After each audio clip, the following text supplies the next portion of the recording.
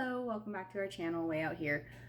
Sorry we haven't gotten a video up in a little bit. It seems like just a series of things happened and made it really tough for me to upload anything. So my SD card corrupted and I had started I want to say 4 or 5 different videos on different things, things that are going on here at our homestead, things that we've been canning, things that we've been doing, and the whole card corrupted and I lost a lot of pictures, I lost a lot of video.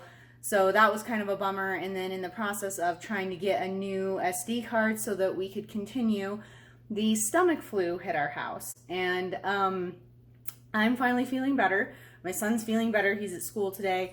And our daughter had it kind of over the course of a couple days. And it just threw everything off, and having to clean up everything, and it's just been a mess.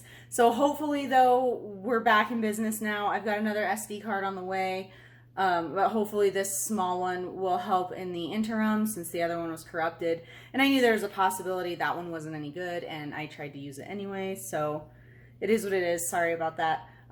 Anyway, long story longer, we're back.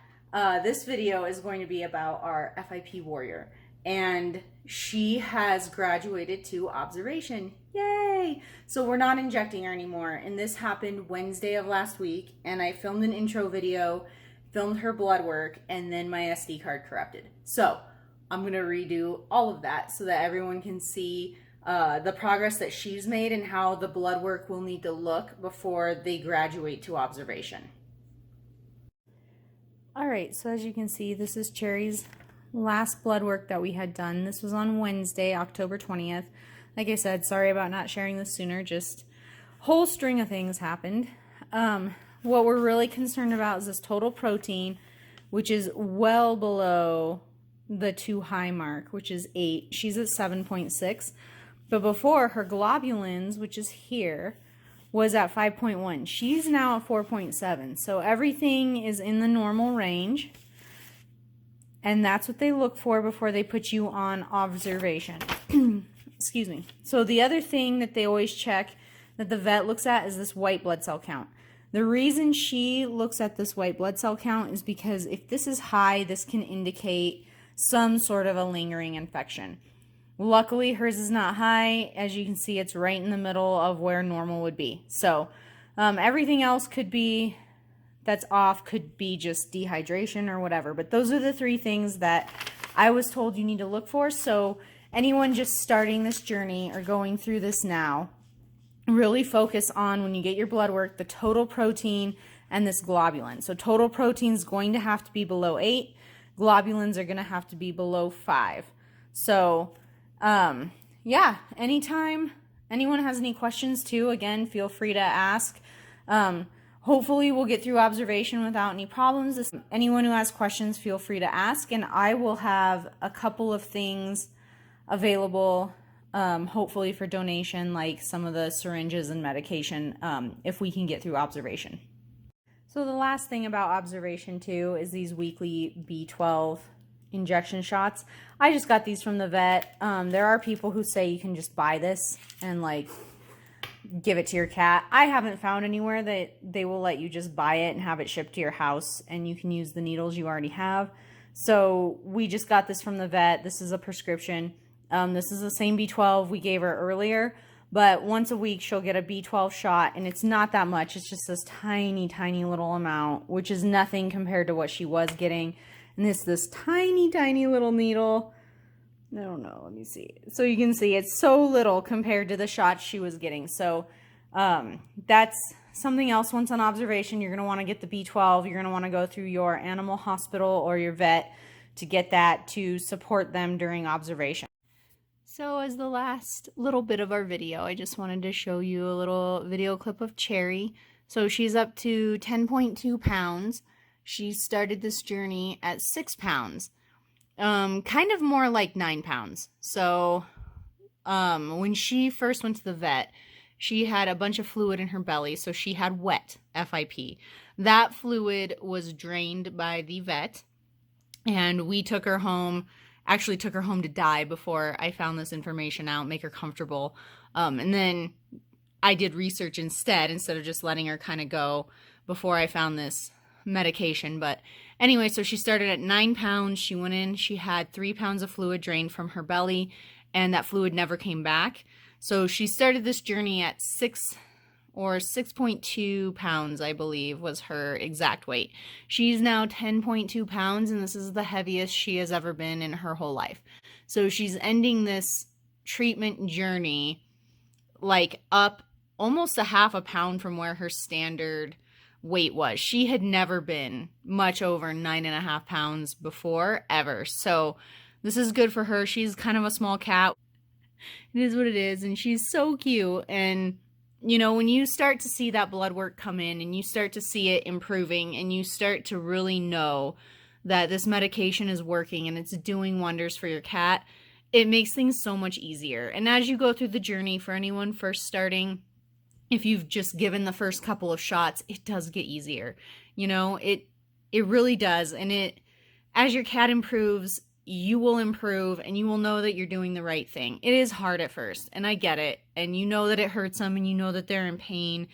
But I mean, look at her now. Like, you would never know. Now she's 6 days without shots, and you would never know that she was, I mean, weeks, maybe not even weeks away from dying. So stick with it. Keep your chin up. Do your best. Start your fundraiser. Do everything you need to do. And yeah, and they'll reward you for it. It's hard, and protecting a life is always hard, and it's always going to take something out of you, and it's always going to, you know, impact them, obviously. But is just remember, like, these cats, they were given a death sentence. You know, this girl was given a death sentence. Like, she was told she wasn't going to live. I was told she had a month. I would be lucky to get 2 weeks, but a month would be like the maximum that she would survive, and that euthanizing her was not a bad option. So keep in mind that when they get that death sentence, that FIP death sentence, nothing you do is going to be worse than having them succumb to that. And just keep that in mind when you give them the shots. You know, they've already been sentenced to death, and, you know, you giving them the shot, yeah, it hurts them, but you're saving a life, and that's hard, but it'll help you get through, and just knowing that you care enough to keep another being alive, you know, will be enough. All right, so that's our update on Cherry, our little FIP warrior. And while she's not cured yet, hopefully she will be soon. She's got 84 days on observation. You have blood work at 30, 60, and 90 days. Hopefully everything is uneventful and we don't do an update saying that we have to go back to shots or anything. So that's always a possibility. You never know, but so far she's been great. She's been off the shots, like I said, for 6 days now. So this is day 6 on observation. Tomorrow will be day 7. It'll be a full week on observation. Yeah, like, this drug really does work. I think in my personal experience from what I've heard from others, if your cat responds pretty much right away, like to the first 1, 2, 3 shots, which Cherry did, she responded to the first shot. I mean, within 15 minutes, she was moving around better. If they respond to those first couple of doses of the GS medication, then you're probably in really good shape, and it's probably a really good decision to try to continue to treat them. I've also heard of people trying it and it failing. Either the cat was too far gone or the cat was not responding to the medication, which is always a possibility. Keep that in mind. But so far we have had really, really good luck. Nothing really out of the ordinary went wrong. We never had leaking injections. We never had sores. Like, she never had any of the problems that you associate with giving an injection to a cat every day. Part of that may have been that I did have a cat with feline diabetes, and I put that in the very, very first video about Cherry, that I had experience injecting a cat. So that could play a role too. I don't know that for sure, and I don't know your personal experience on any of this stuff. So do your best, and do your best to do what's right for your cat, and do what's right for you too. Like, no one can decide when you've spent too much money, or when you've put too much into it and there's no response. Like, no one can make that choice but you, and that's what you have to do. So we just got fortunate the medication worked really well for us, and that she responded, and that basically that my daughter didn't have to bury her cat. So, again, any questions, put them in the comments. I will answer as quickly as I can. Sorry about the whole stomach flu and the whole corrupting of the SD card thing. So hopefully we're back now, and hopefully we'll start getting at least 2 videos back up a week.